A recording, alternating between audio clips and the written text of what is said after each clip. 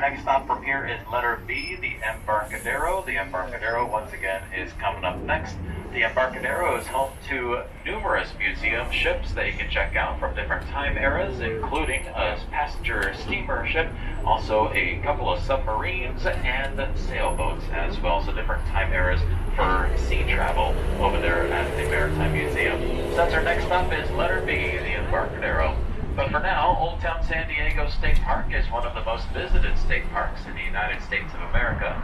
Old Town San Diego is, according to anthropologists, the birthplace of California. This is where it all began for human civilization on the Pacific West Coast. Approximately 20,000 years ago, the first human inhabitants came here to what we call California, and in this geographic area called Old Town San Diego. Now back then, obviously, it wasn't called Old Town. In fact, it never even had a name at all. Most of the time, this land was just named after the people that inhabited this area. Like, for example, 9,000 years ago, we had the Kumeyaay Native Americans that lived out here, and so this was called Kumeyaay Nation for many times, for many years. Now, Western civilization came along and changed the storyline. 1542, we had the first Spanish explorer found this area. His name was Juan Cabrillo. Juan Cabrillo sailed a ship called the San Salvador, and we actually still have a replica of his ship over at the Maritime Museum. So today or tomorrow or any other day that you have, if you want to go check it out, you're more than welcome to. It's pretty cool. You can get to go on it and see what it was like to travel back in the 1500s. Now, when it comes to the Spanish, though, they called this place the San Miguel, named after St. Michael. Now, the first explorer left officially, and the next explorer came along much later on in the years in 1602. In 1602, his name was Sebastian Vizcaíno. Now, Vizcaíno historically had a habit of rediscovering people's discoveries and then renaming it whatever name he came up with. Reason why? Because there's money in finding new land for the empire. So he comes to San Miguel and he renames the area San Diego after his ship, El San Diego, and then he left so he can go and collect his rewards. So we literally got our name from a jealous Spanish explorer with a bad habit of plagiarism out of greed. Lucky us. 1769, well, the Spanish thought that the Russians were going to take over their territory in California. So in order to gear up for war, we built two things in California. We built missions for the Spanish Catholic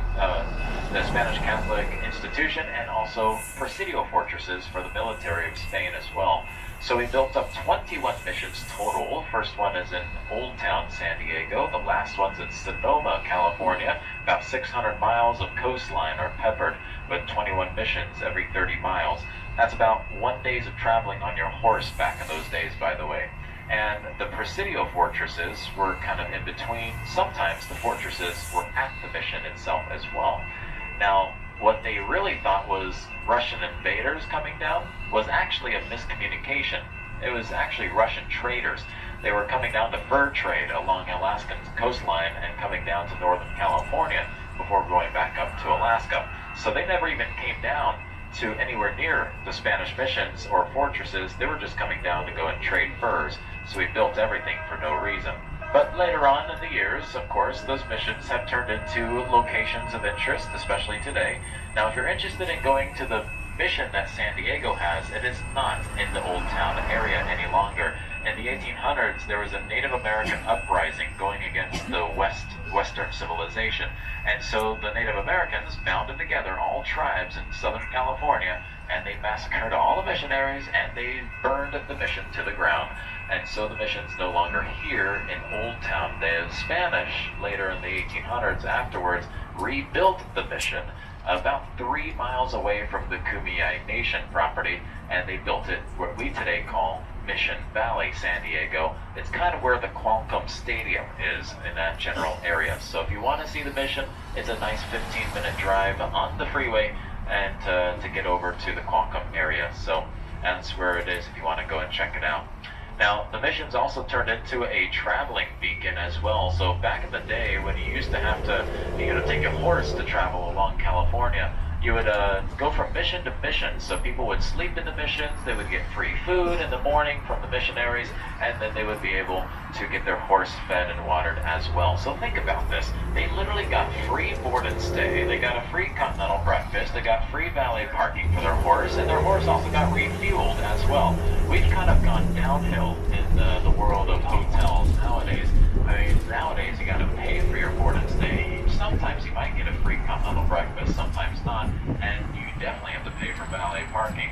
But the valets are not going to refuel your car, that's for sure. So we kind of got downhill in the old days of travel. But when it comes to the Old Town establishment, though, the reason why we built it here and not near the harbor or the Embarcadero area is because the San Diego River used to flow right here in front of us on what we call Pacific Highway today. The river used to flow from Juliet, 60 miles away from us, and it would down the mountains, down here, made a left, going down to the Gaslamp Quarter area, and then feeding out into the harbor. So this was the freshest of the water for the river. Now, in the 1880s, the United States Army decided to build some military establishments in this part of San Diego, but the river was in the way. So they built some dike systems, they pretty much dredged the water away, they pretty much dried it out, flattened out the land, and now the San Diego River only flows out towards SeaWorld, which is kind of off to the right, about a half a mile out in the distance. So the river is still here, it's just it's not as mighty nor as clean. Please don't go down there with a cup and try to drink out of the river. It is definitely not going to be the best of the health for anyone nowadays. But in 1821, that's when Mexico got their independence from Spain. They took over California and turned this into the Mexican territory. And then they only legally owned this land for 25 years until the Mexican-American War of 1846. It lasted 2 years. The United States Marines were the ones who rose the American flag at Old Town Plaza, and then it turned into an American territory. Now in 1849, that was the gold rush, and so now gold is found in Northern California, and everyone and their mothers want to come out to California to come and be a part of the gold rush, and well, the United States government wanted to be a part of it too, especially the Treasury Department. They did not and were not allowed to touch the gold when California was a territory. The only way to fix this problem is to turn California into a state. So the government unanimously voted in 1850 to turn California into the 30th state of the Union. So that's pretty much the reason why we became a state. It's all because of the gold rush. So we're going to go ahead and dive into World War II. On your left-hand side, we have this huge white building complex. This is known as the Space and Naval Warfare Systems Command. Long story short, it's a top secret Navy installation nowadays. They deal with things like intelligence gathering, so don't look into the windows for too long. But to see what happens by trolley, just smile and wave. But after World War II, this was where we built warplanes, particularly the B-24 Liberator bombers. Now in 1941, Pearl Harbor was hit. The United States officially goes into war in World War II, and San Diego was near the more airplanes than anyone could ever do in the world, especially during World War II. On average, we were building 162 bomber planes every week in San Diego. 162 a week. That's almost one per hour. Here in San Diego. Now on your right-hand side, we have the mustard yellow color buildings of Marine Corps Depot of San Diego, CRD. It's been here since 1921. Today we built 120,000 employees.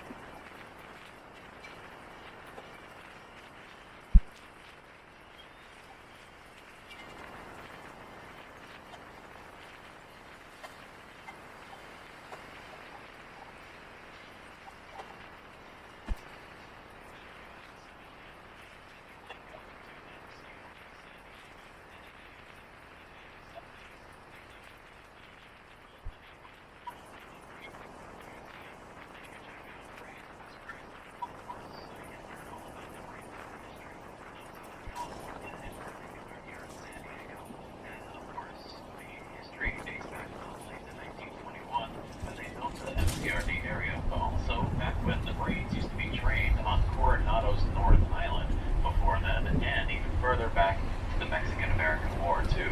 Now we're currently coming up here to the San Diego airport. It's going to get a little noisy with all the jet engines, especially near the middle of the afternoon. It gets a little busy during this time, especially on a weekend. But when it comes to the runways, we are a single runway airport. There's only one runway for all airplanes to take off and land. They all have to share it. One road, one takes off, one comes in, or right behind them to land. One takes off, one comes in, like a big zipper. Now we are the nation's busiest single runway airport. So that means basically we're the number one in the country. Busiest, that is. In the world stage, we're number 2 in the world for single runway airports.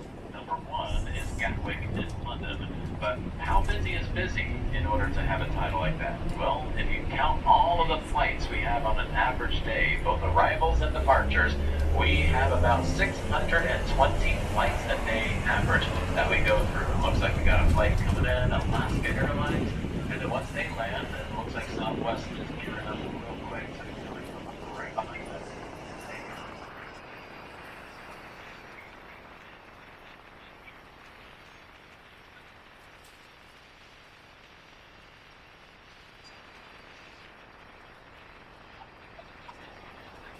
One flight every 90 seconds here at San Diego Airport now. Now, when it comes to departure flights, there is a curfew. You cannot leave San Diego between the hours of 11:30 p.m. to 6:30 a.m. Those are called the sleeping hours for the people that live in Point Loma straight ahead of us on the other side of the runway. So, those people are very, very wealthy individuals, and they like to sleep. You can kind of see where this is going. Many years ago, they sued the city for noise complaints, stating they can't sleep with all of these jets flying over their billion-dollar mansions. So, the city put curfews on all departure flights. You can't leave the San Diego airport between the sleeping hours, 11:30 p.m., 6:30 in the morning. But all the people in downtown San Diego, they get to hear the jet engines all night and all day long. So, lucky us. However, we're coming up here in the Embarcadero on your right-hand side. This is the first part of the walkway for the Embarcadero area. Now, the airport is very historical, by the way. The runway was established in 1928. It's called Lindbergh Field. It's named after a famous Charles A. Lindbergh. Charles Lindbergh, of course, flew the first time for any pilot in history across the Atlantic Ocean from New York to Paris in one single flight. He flew an airplane called the Spirit of St. Louis, which, by the way, was not built anywhere near St. Louis. It was actually built right here in San Diego, right next door to the airport, or at least the runway back in those days. Now, the reason why he called the airplane after St. Louis was simply because money talks yet again. He needed money to build the airplane, $10,000 total. Businessmen in St. Louis gave him the money under a condition. 1, he has to name the plane after their city as a way of marketing their businesses in St. Louis. 2, if he makes it to Paris, he doesn't have to pay the money back. Or 3, if he doesn't make it, he has to pay every cent back. So he brought $10,000 to San Diego, to the only company he trusted to build his airplane, Ryan Airlines. Ryan Airlines is no longer here. The company is called Solar Turbines nowadays, but the buildings are still here next to the airport, which is pretty cool. Now, with that, ladies and gentlemen, we're coming up to the Embarcadero's Maritime Museum area. Coming up pretty soon on your right-hand side are over a dozen ships and 2 submarines that you can check out. Now, the Berkeley is the first one everyone tends to see. That's the big white ferry boat with the black smokestack in the middle. From the 1890s, it's a famous ferry boat and California history. In 1906, during the big earthquake of San Fran, it also sparked some big fires out there too. The Berkeley was the one that saved people by taking survivors over to Oakland for free and made back and forth trips, taking people away from San Francisco during that time. On your right-hand side, we got the Star of India. It is the star of the show for the Maritime Museum fleet. The Star of India is the record-holding ship, holding the record of being the oldest active iron-hulled sailboat in the world. Keyword there is active. It still sails once a year to keep that title going. And it's been sailing since 1863, the same year as Abraham Lincoln's Gettysburg Address, by the way. That ship has made 21 trips around the world as a merchant sailing ship for the East Indian Trading Company. It was once a British ship, now it's an American ship. Very, very beautiful to check out. And like I said, it still sails once a year, usually in November, to keep that title going. Now, there are two submarines there you can check out. The USS Dolphin is an American sub. It is the deepest diving submarine in the world, still holds the title today. And also, little weird fun fact here, it was the location of the first underwater email. The first email sent from underwater was also on the USS Dolphin. Now, the USS Dolphin is not the only submarine. There's one more. There's a captured Russian sub from the Cold War days. That is over there too, called the Black Widow. It's all black with a red communist star right on the smokestack on top. So it kind of looks like the Black Widow spider with the little symbol on the abdomen, if you will.